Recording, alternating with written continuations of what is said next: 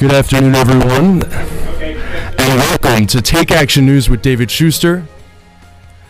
This is Daniel Marin's executive producer in the host chair today. David Shuster is on assignment, but he'll be back in 2 weeks. We want to welcome all of our listeners and viewers in the Chicago area, listening to us on Chicago's Progressive Talk, in Columbus, Ohio's Progressive Talk, and of course, in Grand Rapids, Michigan, the great state of Michigan. David Shuster is an alumnus, of course, of University of Michigan, and we want to congratulate the entire University of Michigan community on that great upset win last night in the NCAA tournament against Kansas.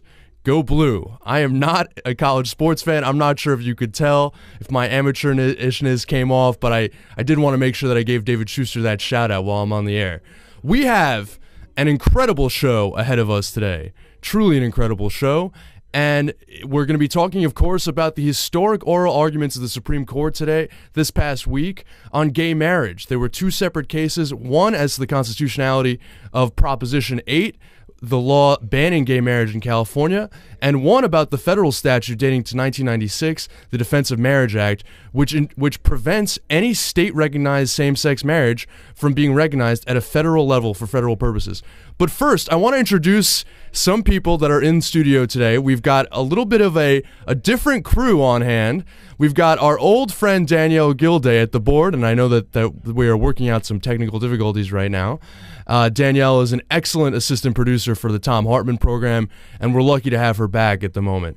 Joining me in where I normally am in the producer's chair is Dana Bell. Dana is a stand-up comic here in Washington, D.C., as well as sort of just a veteran political observer and social media aficionado. Dana, welcome to Take Action News. Yeah, thanks for having me, Daniel. Very excited to be here. Dana, you're a veteran Washingtonian. Mm-hmm. Is this the most time you ever spent in Anacostia, though? Not yet, no. No, I don't think it will be either. Well, it may be by day's end. Yeah, it depends what we do after the show, I guess.